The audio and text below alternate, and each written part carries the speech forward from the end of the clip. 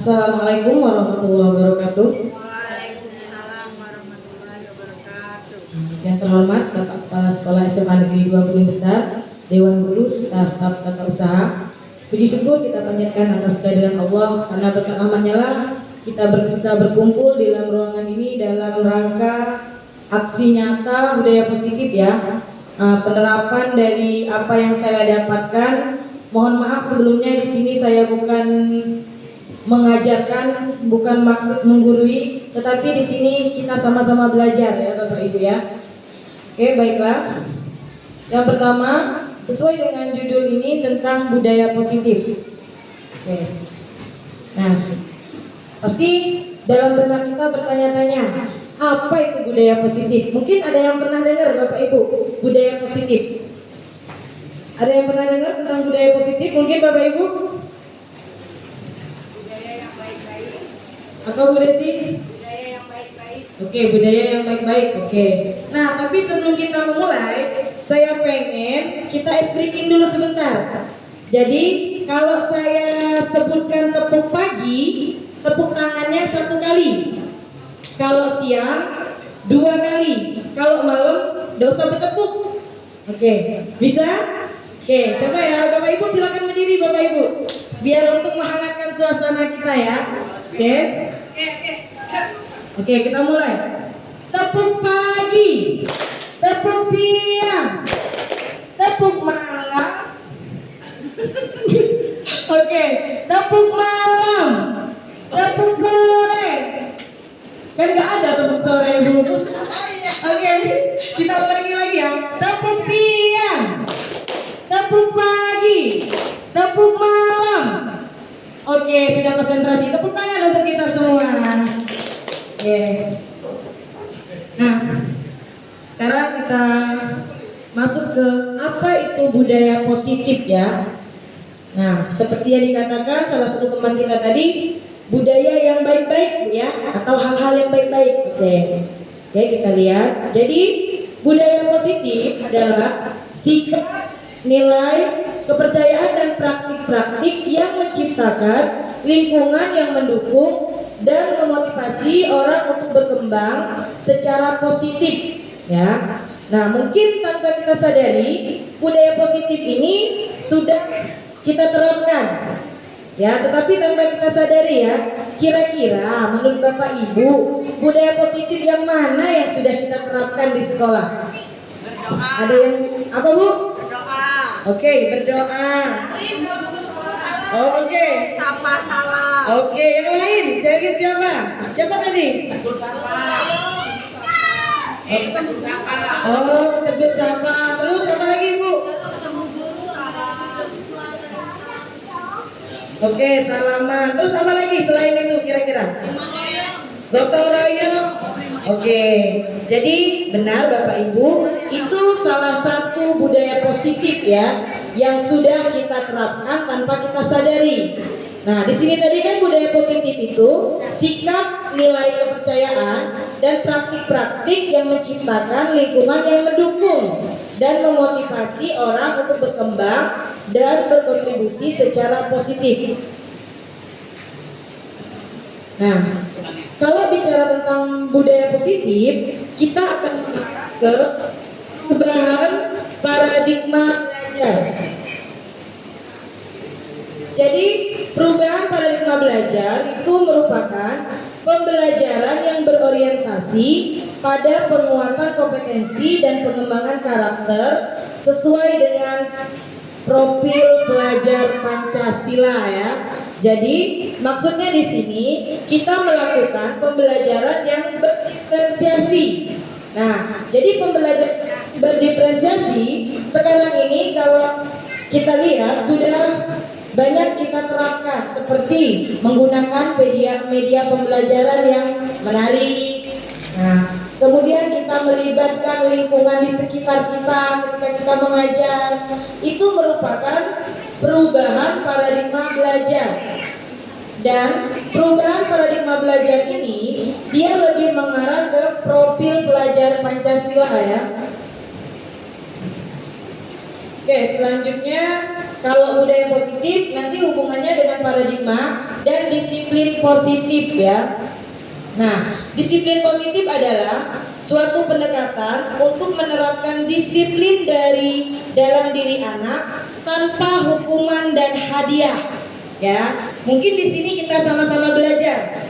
Saya juga sama-sama belajar. Sekali lagi mohon maaf, bukan maksud untuk menggurui. Jadi tanpa hukuman dan hadiah, dari hadiah kita boleh memberi siswa itu berupa apresiasi. Kita boleh misalnya kasih hadiah, tapi hadiahnya dalam bentuk apresiasi. Tidak diperkenankan bila kita mengasih berupa barang, uang atau yang lain, tapi lebih ke apresiasi. Ada yang tahu contoh memberi hadiah dengan apresiasi, Bapak Ibu? Oke, silakan Bu Desi. Oke, tepuk tangan. Ada lagi yang lain? Ada lagi? Dengan tepuk tangan bisa.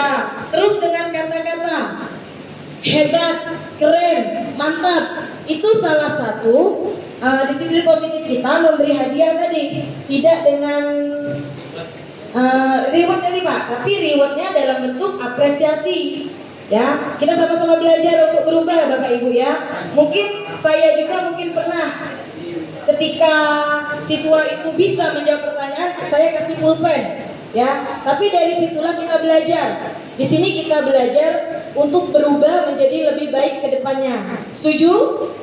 Oke, kita lanjut ya. Nah, ada yang namanya nilai-nilai kebajikan. Nah, nilai kebajikan itu adalah nilai-nilai yang dianggap baik dan diinginkan oleh hampir semua budaya dan masyarakat seluruh dunia. Jadi nilai kebajikan itu nilai yang baik, maksudnya nilai yang positif yang biasa kita terapkan di sekolah. Salah satu contohnya tadi bisa dari gotong royong. Itu kan ketika kita bergotong royong, disitulah kolaborasi kerjasama kita dengan rekan kita, dengan warga sekolah ya Bapak Ibu ya. Nah, jadi nilai-nilai kebajikan ini salah satu nilai-nilai kebajikan. Kalau dilihat dari ini termasuk apa? Mengarah kemana? 5-6 nilai ini Bapak Ibu. Profil pelajar Pancasila. Nah, iya. Jadi nilai-nilai kebajikan itu kenapa saya ambil salah satunya ini? Karena ini yang lagi kita pelajari sekarang tentang profil pelajar Pancasila. Yang pertama ada beriman, bertakwa kepada Tuhan Yang Maha Esa dan berakhlak mulia. Itu salah satunya ketika kita membiasakan anak didik kita untuk sholat berjamaah, sholat duha. Kemudian ada di Jumat berseri kita itu ada baca Yasin. Nah, itu salah satu nilai kebajikan yang tanpa kita sadari sudah kita tanamkan kepada anak didik ya. Kemudian ada berkebinekaan global, gotong royong pun sudah kita terapkan, mandiri. Kemudian ada bernalar kritis dan ada kreatif. Ini semua merupakan salah satu contoh nilai-nilai kebajikan ya. Nah, kemudian ada tentang kebutuhan dasar manusia. Jadi kebutuhan dasar manusia itu segala sesuatu yang kita lakukan untuk mendapatkan apa yang kita inginkan. Seluruh tindakan yang kita lakukan mempunyai tujuan tertentu. Dan semua usaha yang kita lakukan adalah dalam rangka kebutuhan dasar kita terpenuhi dengan baik. Jadi setiap manusia itu mempunyai kebutuhan dasar ya. Nah, kebutuhan dasarnya ada yang pertama kebutuhan untuk bertahan hidup ya. Oke. Kebutuhan akan perasaan diterima oleh kelompok atau komunitasnya. Contohnya, kita pasti ingin terhubung dengan teman, keluarga, ya, orang lain. Nah, itu merupakan kebutuhan. Jadi ada 5 kebutuhan dasar, ya. Kemudian ada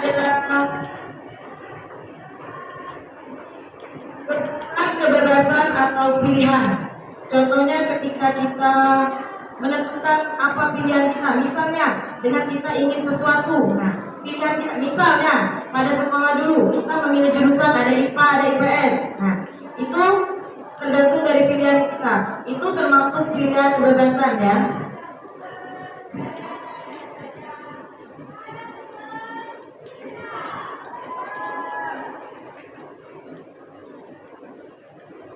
Kemudian ada kebutuhan akan penguasaan, dan yang terakhir ada kebutuhan akan kesenangan. Contohnya, guru menjadikan suatu pembelajaran yang kegiatan pembelajaran yang menyenangkan. Itu salah satu contohnya. Ketika kita menyediakan pembelajaran menyenangkan untuk peserta didik kita, itu merupakan kebutuhan akan kesenangan, ya. Oke, selanjutnya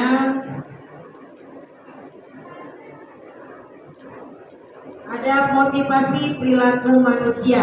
Jadi secara umum motivasi perilaku manusia ada 3. Yang pertama, untuk menghindari ketidaknyamanan atau hukuman. Ini merupakan tingkat terendah dari perilaku motivasi manusia. Yang kedua, untuk mendapatkan imbalan atau penghargaan dari orang lain.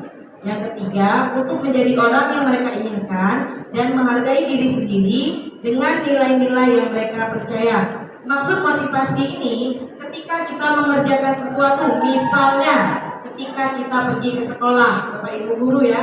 Nah, ketika kita pergi, misalnya kita takut karena dihukum, misalnya dihukum Bapak kepala sekolah, berarti itu termasuk ketidaknyamanan atau hukuman. Tapi untuk mendapatkan imbalan, misalnya ketika datang ke sekolah dapat reward misalnya dari Bapak kepala sekolah, itu contoh motivasi yang imbalan atau penghargaan. Yang ketiga, menjadi yang inginkan. Maksudnya di sini ketika kita pergi ke sekolah tidak ada unsur dari hukuman, penghargaan, tidak, tapi dari diri kita. Oke, saya seorang guru, seorang pendidik, berarti saya harus datang tepat waktu sesuai dengan tupoksi saya. Itu yang contoh dari motivasi perilaku manusia yang seharusnya kita terapkan, ya. Jadi bukan dari karena penghargaan, misalnya kalau dengan cepat dikasih reward, tidak. Tetapi yang terpenting itu untuk menjadi orang yang mereka inginkan dan kita menghargai diri kita sendiri, ya Bapak Ibu, ya. Nah, kemudian di sini ada perbedaan hukuman, konsekuensi, dan restitusi, ya. Kalau dia tidak yang negatif dijatuhkan oleh pihak sebagai respon terhadap pelanggaran hukuman. Nah, jadi menurut Bapak Ibu ada tidak beda hukuman dengan konsekuensi? Ada tidak perbedaan dari kedua tersebut? Kira-kira yang kita lakukan hukuman atau konsekuensi, ya? Ini saya jelaskan sedikit. Nah, kalau konsekuensi mencakup berbagai dampak baik negatif maupun positif dari tindakan ataupun keputusan. Itu kalau konsekuensi. Kalau hukuman, tindakan negatif yang dijatuhkan oleh pihak berwenang terhadap respon pelanggaran hukum. Nah, kemudian ada salah satu lagi, restitusi. Nah, ini adalah solusi gagasan untuk memperbaiki kesalahan.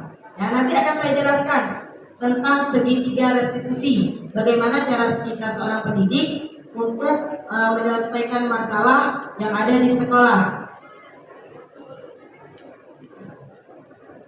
Kemudian ada 5 posisi kontrol kita sebagai pendidik, ya.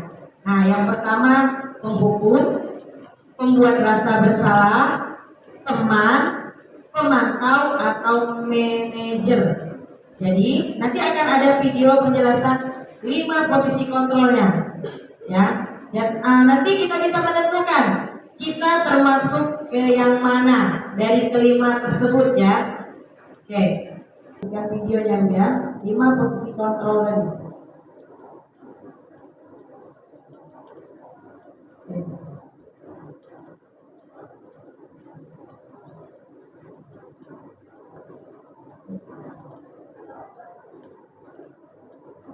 Bisa lihat tangannya ya. Nah, jadi dalam prosesnya itu ada 5 sisi kontrol.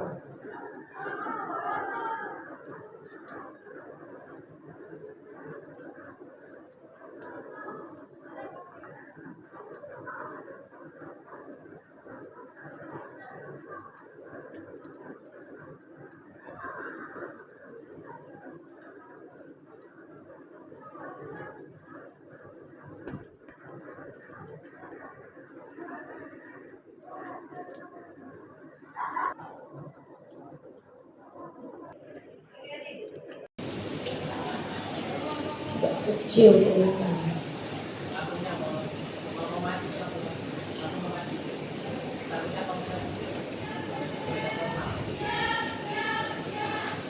Nah, yang pertama ada kebutuhan untuk bertahan hidup atau survival ya. Artinya contohnya ketika kita pasti butuh kesehatan, rumah, makanan, itu merupakan kebutuhan untuk bertahan hidup. Kemudian ada kebutuhan akan perasaan diterima oleh kelompok atau komunitasnya. Contohnya, kita pasti ingin terhubung dengan teman, keluarga, ya, orang lain. Nah, itu merupakan kebutuhan. Jadi ada 5 kebutuhan dasar, ya. Kemudian ada kebutuhan kebebasan atau pilihan. Contohnya ketika kita menentukan apa pilihan kita, misalnya dengan kita ingin sesuatu, nah pilihan kita misalnya pada sekolah dulu kita memilih jurusan ada IPA ada IPS, nah itu tergantung dari pilihan kita, itu termasuk pilihan kebebasan ya.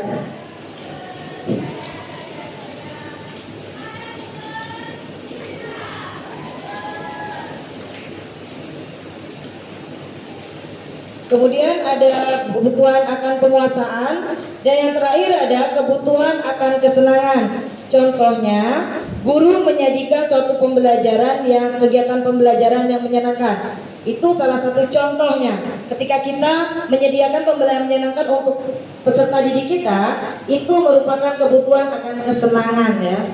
Oke, selanjutnya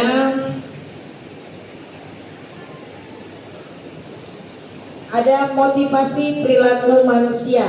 Jadi secara umum motivasi perilaku manusia ada 3. Yang pertama, untuk menghindari ketidaknyamanan atau hukuman. Ini merupakan tingkat terendah dari perilaku motivasi manusia. Yang kedua, untuk mendapatkan imbalan atau penghargaan dari orang lain. Yang ketiga, untuk menjadi orang yang mereka inginkan dan menghargai diri sendiri dengan nilai-nilai yang mereka percaya. Maksud motivasi ini ketika kita mengerjakan sesuatu, misalnya ketika kita pergi ke sekolah, Bapak Ibu guru ya. Nah, ketika kita pergi misalnya kita takut karena dihukum, misalnya dihukum Bapak kepala sekolah, berarti itu termasuk ketidaknyamanan atau hukuman. Tapi untuk mendapatkan imbalan, misalnya ketika datang ke sekolah dapat reward misalnya dari Bapak kepala sekolah, itu contoh motivasi yang imbalan atau penghargaan. Yang ketiga, menjadi yang inginkan.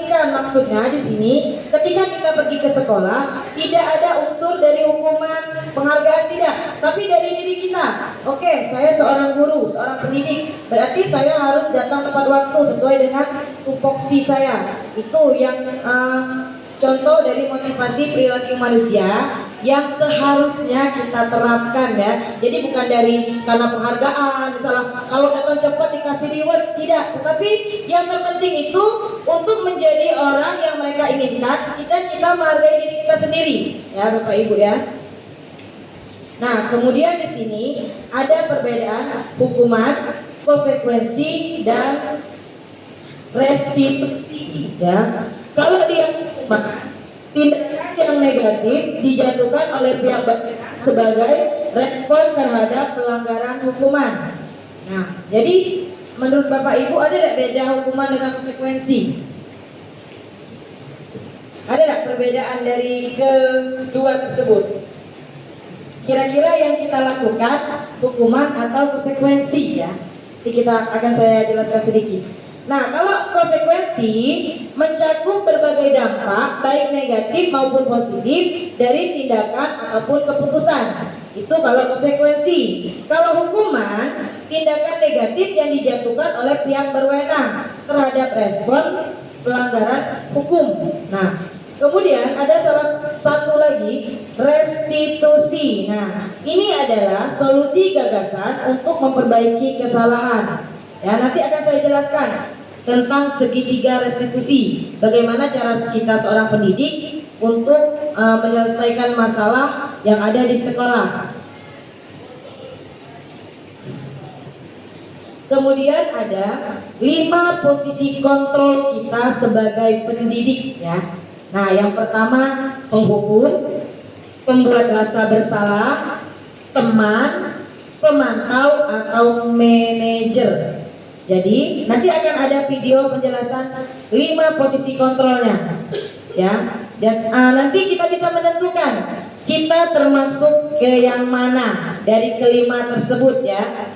Oke, kita saksikan.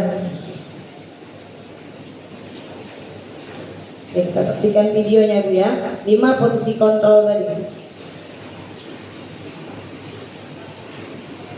Oke.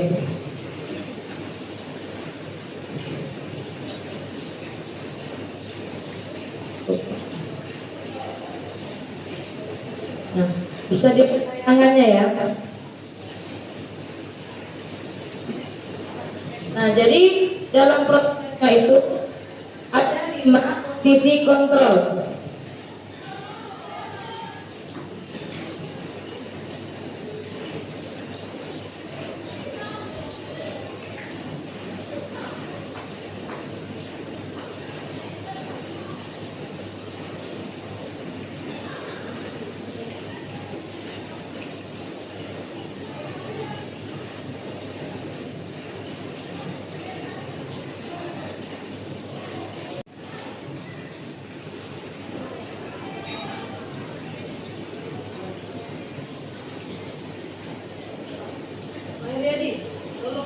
Jadi di sini kita sama-sama menyaksikan videonya ya.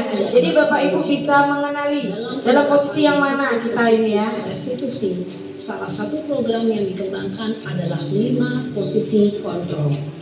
5 posisi kontrol dalam restitusi adalah proses perjalanan seorang pendidik agar dapat mengenali dirinya.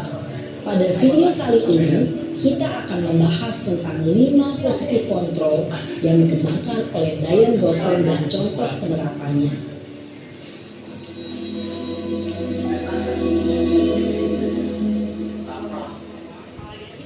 Lima posisi kontrol itu adalah 1. Posisi penghukum, 2. Posisi pembuat merasa bersalah, 3.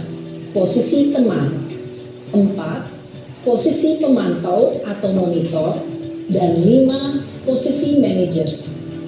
Untuk lebih memahami kelima posisi tersebut, mari kita saksikan kasus Naren yang terlambat hadir 20 menit di sekolah dan melihat bagaimana kelima posisi kontrol dalam menghadapi masalah tersebut.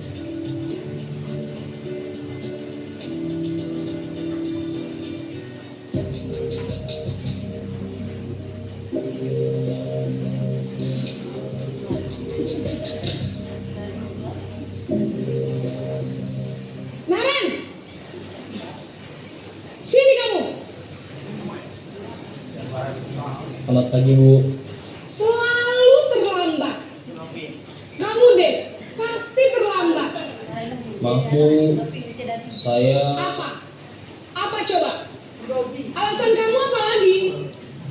Kapan sih kamu tidak terlambat? Malas sekali ya kamu jadi anak. saya Dasar pemalas. Gak kapok-kapok sih kamu. Sudah berapa kali terlambat? Sana, kamu keliling lapangan basket 2 kali. kenapa saya harus keliling lapangan basket Bu? Kenapa? Kamu mau lawan ibu? Berani-beraninya jawab.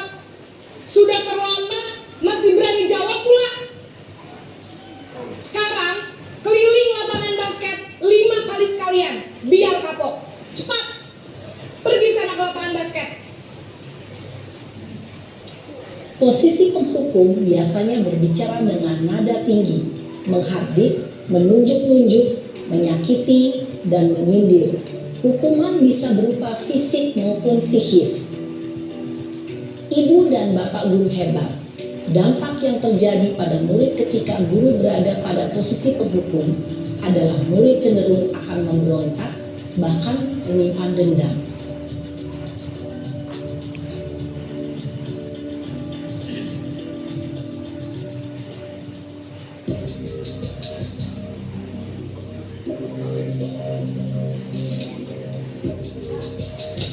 Ya, kalau yang ini pembuat rasa bersalah. Naren,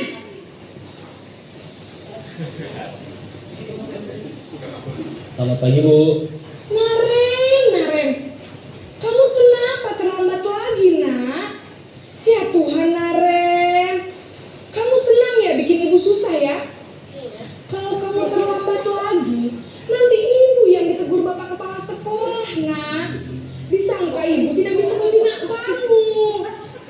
Duh, gimana ini? Maaf Bu. Duh Gusti Naren, kamu suka ya kalau ibu ditegur bapak kepala sekolah? Terus, sekarang ibu harus tulis apa ini di buku absen? Ini kamu sudah sering terlambat loh. Ibu harus apa coba? Maaf Bu. Maaf sekali. Ya sudah, lain kali jangan bikin ibu susah lagi ya nak ya.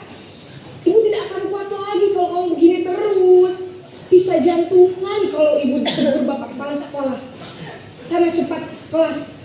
Maaf ya Bu. Maaf sekali.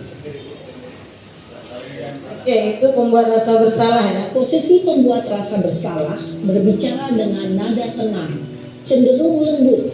Namun kata-kata yang diutarakan membuat murid merasa menjadi orang yang gagal, memandang buruk dirinya sendiri, merasa tidak berharga, dan tidak sanggup membahagiakan orang lain.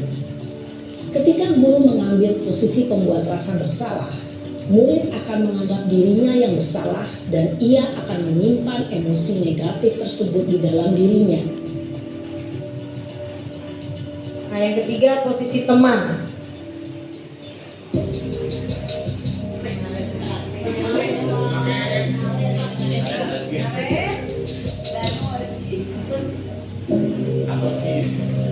Naren,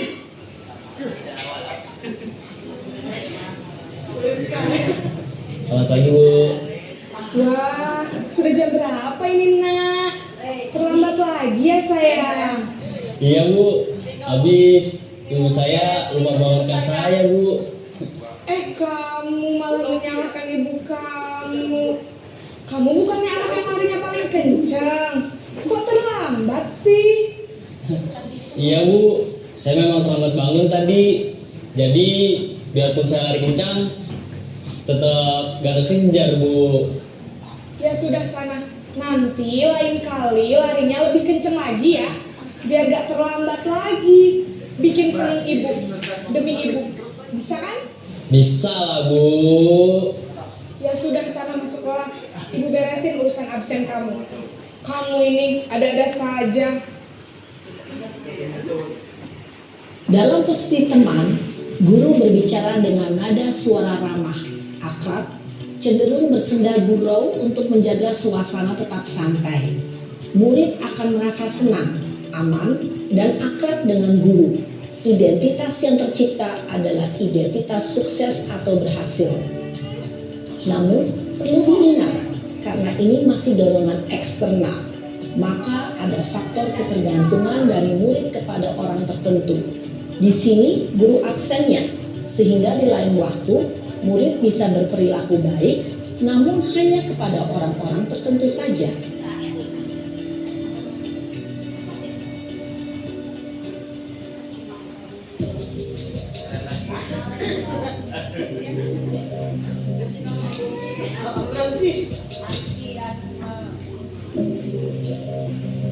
Naren,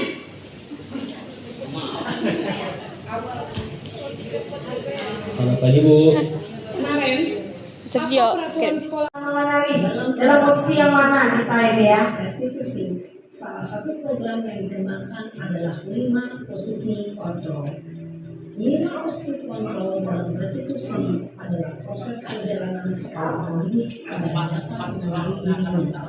Pada video kali ini, kita akan membahas tentang 5 posisi kontrol yang dikembangkan oleh Dayan Wilson dan John.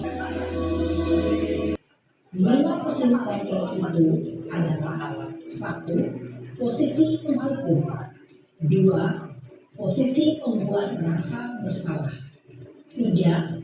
Posisi teman, 4. Posisi pemantau atau monitor, dan 5. Posisi manajer. Untuk lebih memahami kelima posisi tersebut, mari kita saksikan kasus Naren yang terlambat hadir 20 menit di sekolah dan melihat bagaimana kelima posisi kontrol dalam menghadapi masalah tersebut.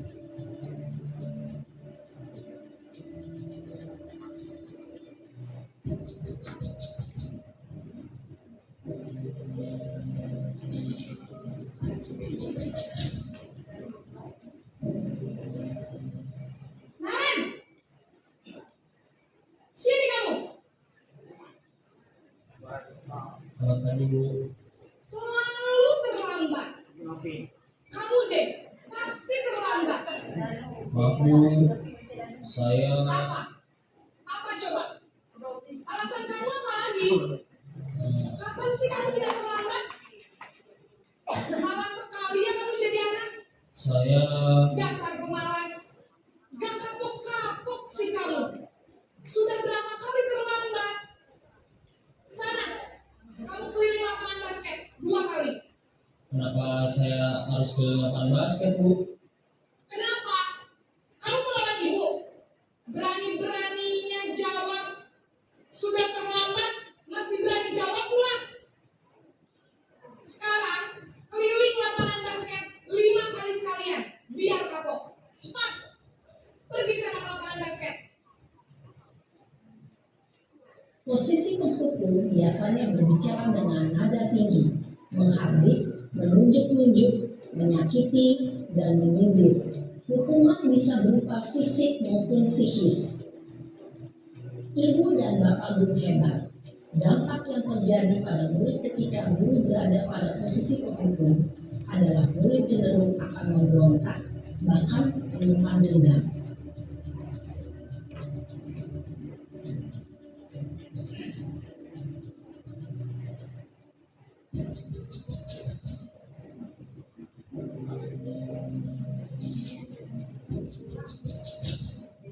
Kalau yang ini pembuat rasa bersalah. Naren,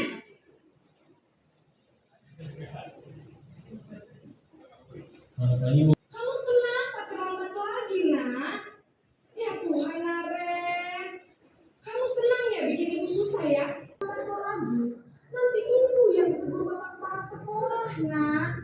Disangka ibu tidak bisa membina kamu. Duh, gimana ini? Maaf Bu, Duh, Gusti Naren.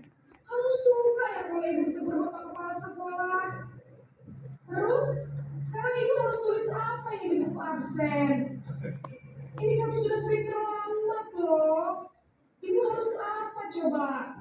maaf Bu, maaf sekali. Ya sudah, lain kali jangan bikin ibu susah lagi ya nak ya.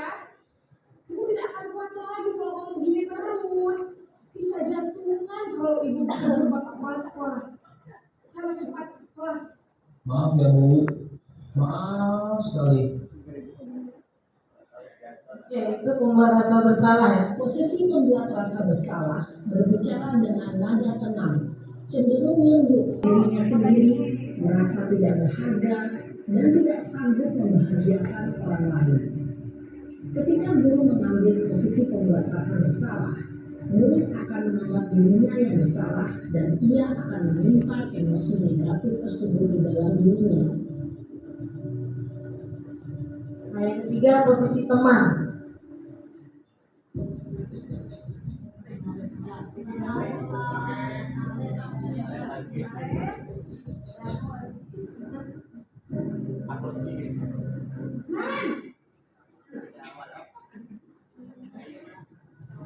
Selamat pagi Bu. Wah, sudah jam berapa ini nak? Terlambat lagi ya sayang. Iya Bu, habis ibu saya udah bangunkan saya Bu. Kamu malah menyalahkan ibu kamu. Kamu bukannya anak yang paling kencang. Kok terlambat sih? Iya Bu, saya memang terlambat bangun tadi. Jadi biarpun saya lari kencang, tetap gak kejar Bu. Ya sudah sana. Nanti lain kali larinya lebih kencang lagi ya. Biar gak terlambat lagi. Bikin salah ibu demi ibu. Bisa kan? Bisa Bu. Ya sudah sana masuk kelas. Ibu beresin urusan absen kamu. Kamu ini ada-ada saja. Dalam posisi teman, guru berbicara dengan nada suara ramah, akrab, cenderung bersenda gurau untuk menjaga suasana tetap santai. Murid akan merasa senang, aman, dan akrab dengan guru. Identitas yang tercipta adalah identitas sukses atau berhasil. Namun, perlu diingat, karena ini masih dorongan eksternal, maka ada faktor ketergantungan dari murid kepada orang tertentu. Di sini, guru absennya, sehingga di lain waktu, murid bisa berperilaku baik, namun hanya kepada orang-orang tertentu saja.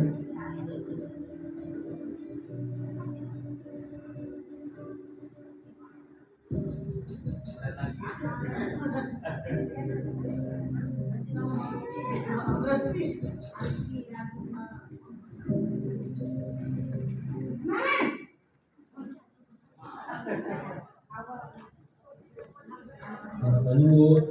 Naren, apa peraturan sekolah kita tentang jam berapa kita harus masuk sekolah nak?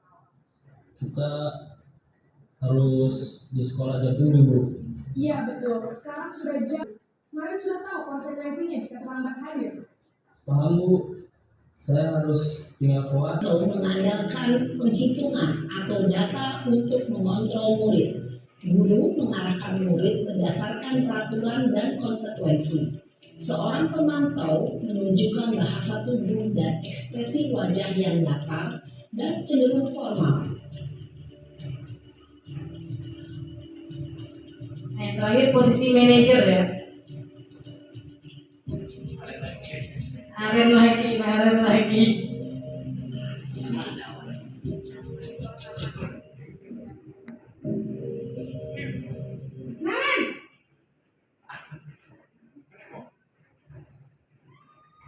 Selamat pagi Bu.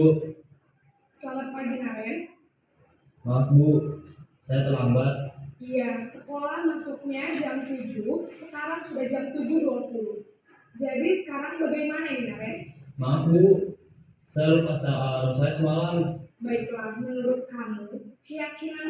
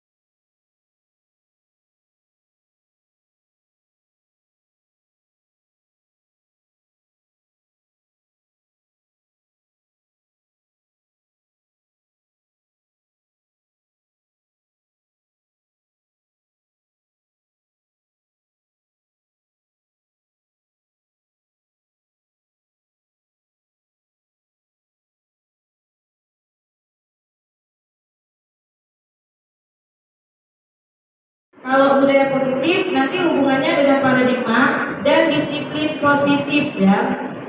Nah, disiplin positif adalah suatu pendekatan untuk menerapkan disiplin dari dalam diri anak tanpa hukuman dan hadiah.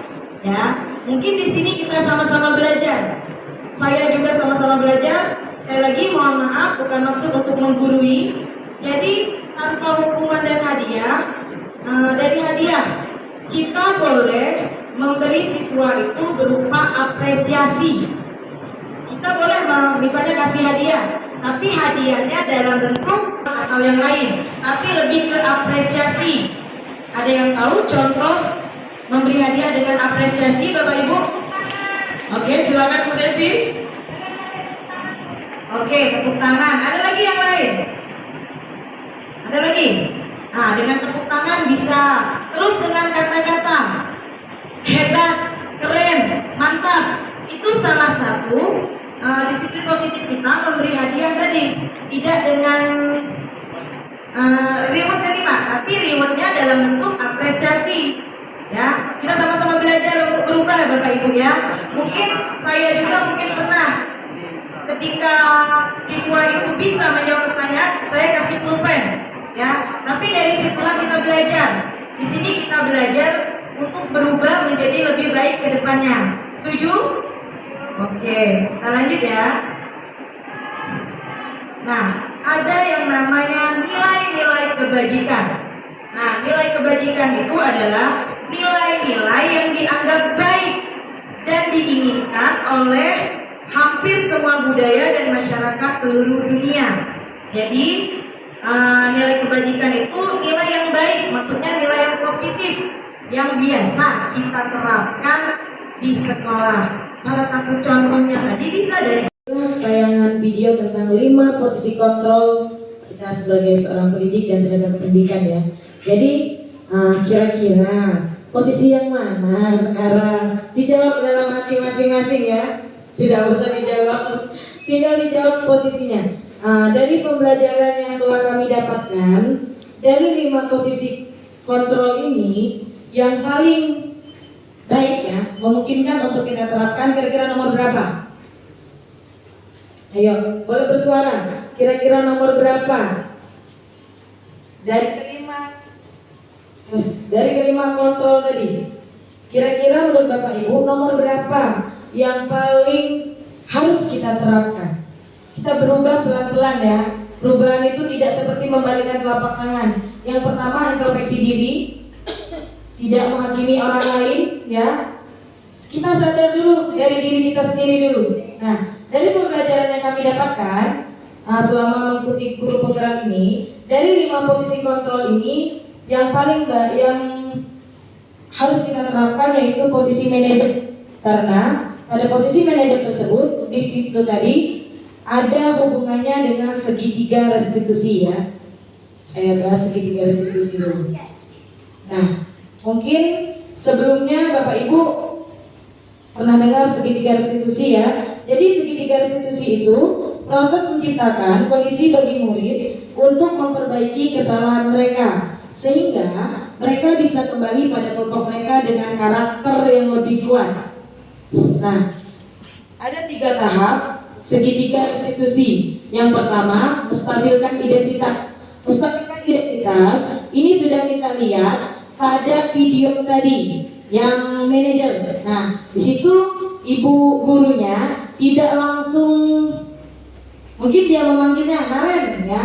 Nah, setelah itu dia tidak sama dengan posisi yang pertama tadi. Beda tidak antara manajer dengan penghukum tadi? Nah, beda. Jadi ketika kita manajer itu ditanya dulu, itu yang dinamakan menstabilkan identitas ya Bapak Ibu ya. Menstabilkan identitas. Ditanya dulu apa penyebabnya.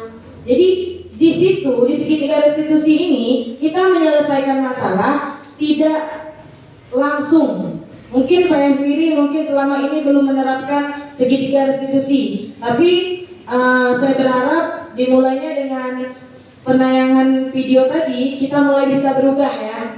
Seperti saya katakan tadi, perubahan itu tidak seperti membalikkan telapak tangan, tetapi butuh proses. Yang pertama, introspeksi diri dulu. Jadi nanti kita melihat orang lain si A, si B, nanti kita lihat dulu pada diri kita sendiri. Nah, jadi tahap pertama menstabilkan identitas dengan cara tadi menanyakannya secara baik-baik, tidak langsung. Kenapa kamu telat? Langsung dengan nada tinggi misalnya kan. Tapi kalau bisa dengan baik-baik dulu dengan cara menstabilkan identitas. Kemudian validasi tindakan yang salah. Validasi tindakan yang salah ini bisa dimulai dengan kita menanyakan apakah perbuatan kamu tadi salah misalnya. Nanti anak didik kita itu akan kiri, ya Bu, saya salah. Nah, kita kuatkan dengan kata-kata tidak ada manusia yang sempurna. Ibu juga pasti berbuat salah. Itu untuk validasi tindakan yang salah. Jadi kita tidak langsung menghakiminya. Ya, jadi harus ada tindakannya tadi. Yang terakhir itu ada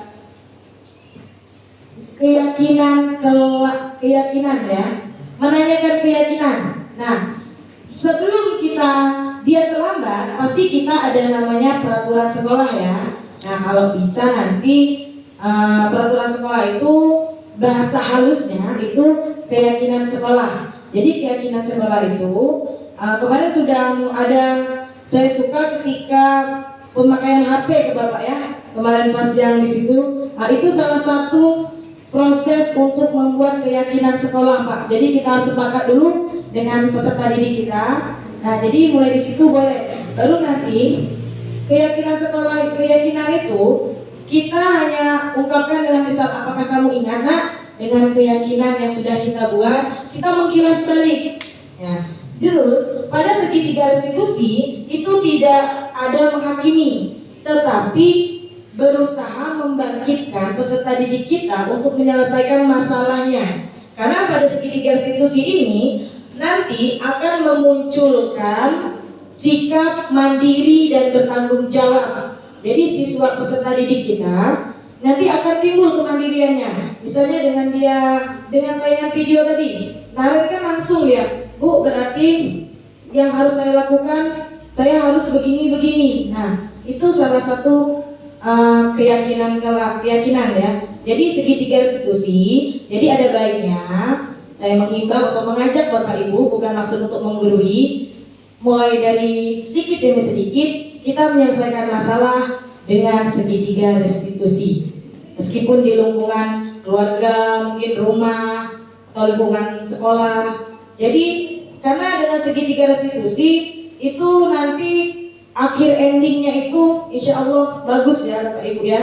Nah, itu tentang segitiga restitusi.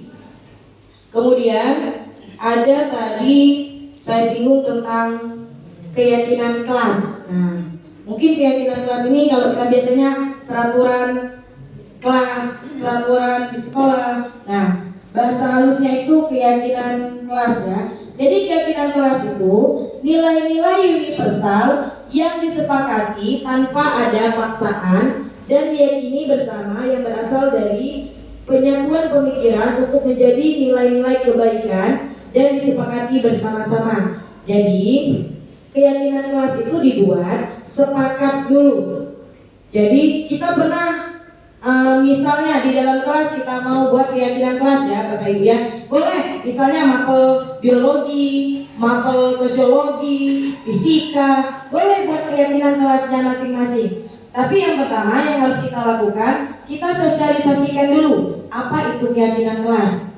Nah, setelah itu baru nanti kita minta pendapat anak-anak kita atau peserta didik. Misalnya dengan kertas kita suruh dia tulis satu keyakinan kelas mereka yang mereka mau. Nah, kemudian setelah itu mereka tempelkan di depan. Setelah itu baru kita bacakan dan akhirnya kita sepakati. Nah, jadi dengan ada keyakinan kelas tadi, ketika misalnya ada siswa kita yang datang terlambat pas pelajaran kita, jadi kita penyelesaian masalahnya menggunakan segitiga restitusi. Supaya apa? Supaya dengan kalau sudah ada keyakinan kelas, dari tahapan-tahapan itu bisa kita laksanakan ya. Jadi keyakinan kelas itu menurut saya sangat perlu ya. Jadi mulailah dari hal yang kecil, mungkin dari mapel masing-masing. Kita Kita buat keyakinan kelas. Kalau bahasa kita, mungkin Bapak Ibu sudah membuatnya, namanya peraturan kelas. Tapi mungkin pas kita membuat peraturan itu, kita yang bikin, benar nggak? Tidak menanyakan kesepakatan dulu dengan peserta didik. Benar? Kira-kira gimana Bapak Ibu? Yang Ibu lakukan? Menanyakan dulu, oke Bu. Berarti kalau menanyakan itu sudah sesuai dengan keyakinan kelas Bu. Jadi poin yang pertama menanyakan, disepakati, baru nanti timbul dengan keyakinan kelas ya. Gimana Bapak Ibu? Setuju? Oke lah.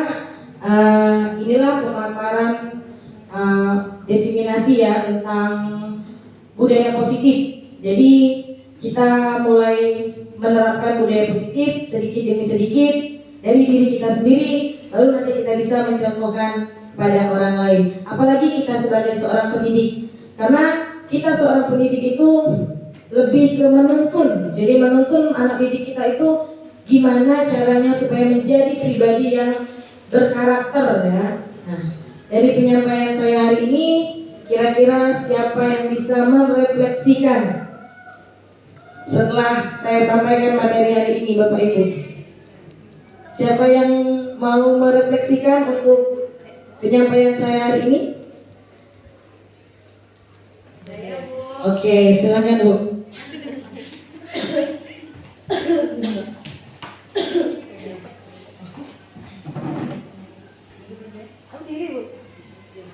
Baik, Assalamualaikum warahmatullahi wabarakatuh. Baiklah, saya akan menyampaikan refleksi dari kompol kita hari ini ya Bu ya. Dengan judul budaya positif ini, kegiatannya sangat positif sekali ya Bapak Ibu. Jadi dengan kita dikasih tahu apa itu budaya positif ini sangat memberikan manfaat untuk kita sebagai Bapak Ibu guru. Jadi kita bisa sama-sama belajar. Kita jadi tahu tadi apa itu arti budaya positif, kemudian kita juga jadi tahu ternyata di sekolah kita juga ternyata sudah banyak sekali budaya positifnya, terutama yang mengarah kepada P5 tadi yang sudah kita sebutkan contoh-contohnya. Kemudian dari kegiatan ini kita juga bisa untuk sedikit merubah tadi pesannya, supaya untuk tidak memberikan hukuman dan hadiah. Jadi dengan apresiasi, jadi sudah merubah yang tadinya kalau kita jengkel pakai hukuman, kalau biasanya kita kasih reward dia hadiah, sudah bisa kita ganti dengan cukup dengan apresiasi saja. Kemudian dapat ilmu juga tadi, kita jadi tahu mengulang lagi tentang kebutuhan dasar hidup, dan yang paling menarik itu yang sinaren tadi. Kita jadi tahu 5 posisi kontrol kita ada di posisi yang mana. Jadi dari video tadi langsung saya yang mana ya. Jadi sangat menarik, sangat bermanfaat dan sangat budaya positif. Terima kasih. Assalamualaikum warahmatullahi wabarakatuh. Tepuk tangan dulu Bu Desi, mantap Bu Desi ya. Oke, mungkin satu orang lagi yang bisa merefleksikan, mungkin Bapak, Pak. Oke, terima kasih. Oke. Baik, terima kasih Bu. Jadi ini budaya positif di sekolah, dan memang pada hakikatnya kita sebagai pendidik berhadapan dengan situasi ini setiap hari ya. Dan memang sudah selayaknya juga kita seperti disampaikan, kita itu merefleksi diri, merubah diri, karena kita ingin merubah sekolah ya. Jadi kita kalau tidak melakukan perubahan bagi diri sendiri, untuk merubah lingkungan itu tidak mungkin. Jadi mulailah dari merubah diri kita masing-masing. Kita bisa belajar, mungkin kita tidak semua kita punya kesempatan untuk mendapatkan materi dalam format guru penggerak ya, atau CGP, tetapi kita bisa belajar juga dari kegiatan-kegiatan yang diikuti oleh beberapa teman kita yang sudah mengikuti pelatihan di calon guru penggerak. Jadi seperti halnya sore ini materi-materi ini kan perlu kita refleksikan, perlu kita pahami, dan memang tidak semuanya mungkin karena kita ini sudah andragogi, sudah pembelajaran cara orang dewasa, ya. Nah, memang kita tidak belajarnya seperti anak-anak. Kita semuanya punya karakter yang mungkin sudah sangat kebal, ya, sulit untuk berubah. Tapi saya yakin kita pun bisa berubah, ya. Walaupun kita sudah dewasa, kita pun bisa berubah, apalagi dengan tujuan yang positif tadi. Jadi mudah-mudahan sedikit ilmu yang dibagikan oleh Ibu Rizka Setiani dapat menggugah sanubari kita semuanya, mana yang cocok untuk kita gunakan dalam rangka meningkatkan kinerja kita, memberikan pelayanan yang terbaik buat siswa kita. Terima kasih. Mudah-mudahan guru-guru yang lain nanti juga bisa mengikuti langkah-langkah Ibu Rizka dan teman-teman yang sudah CDP, ya. Mungkin motivasinya kan tadi ada motivasinya karena hadiah dan lain-lainnya. Itu simpan saja pada diri kita sendiri. Yang jelas dengan mengikuti CDP ini paling tidak kita sudah meningkatkan kualitas kita masing-masing, ya. Terima kasih Bu Rizka atas berbaginya, aksi berbaginya. Mudah-mudahan bermanfaat untuk kita semua. Wassalamualaikum warahmatullahi wabarakatuh. Oke, kita kasih aplaus untuk Bapak Kepala Sekolah kita. Oke, Bapak Ibu, mungkin inilah yang dapat saya sampaikan ya. Jadi di akhir ini akan saya simpulkan sedikit atau saya refleksikan. Jadi kalau kita mau berubah, berubahlah dari diri kita sendiri dulu, ya. Setuju menerapkan budaya positif? Oke, baiklah. Baiklah Bapak Ibu ya. Kalau ada salah saya dalam penyampaian, saya mohon maaf. Karena di sini sekali lagi saya di tugas kali ini saya berbagi ya. Jadi kita berbagi apa yang saya dapatkan, saya bagikan kepada Bapak Ibu ya. Nah, bukan sekali lagi bukan maksud untuk menggurui. Mungkin Bapak Ibu guru lebih paham dari saya. Tapi disinilah yang namanya kita kolaborasi ya. Jadi membagikan sesuatu biarpun sedikit, mudah-mudahan nanti manfaatnya banyak ya. Oke. Saya akhiri untuk aksi nyata modul 1.4 tentang budaya positif. Terima kasih kepada Bapak Ibu guru. Jika ada salah kata saya mohon maaf, kepada Allah saya mohon ampun. Wabillahi taufiq hidayah. Wassalamualaikum warahmatullahi wabarakatuh.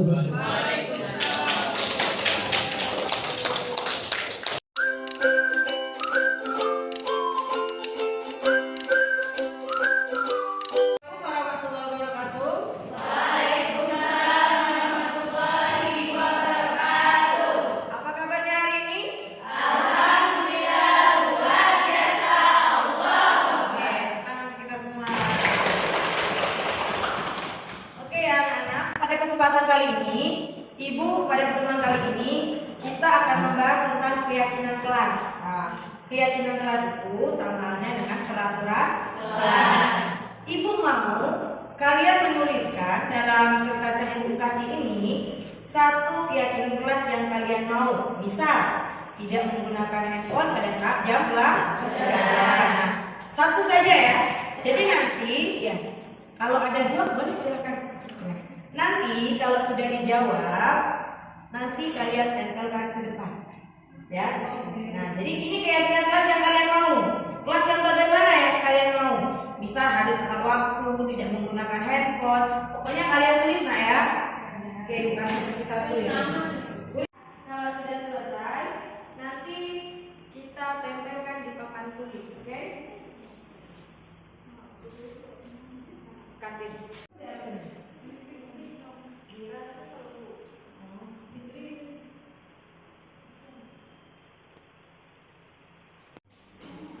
Kamera action aja jadi. Oke, baiklah. Kita tempel ya. Ibu sudah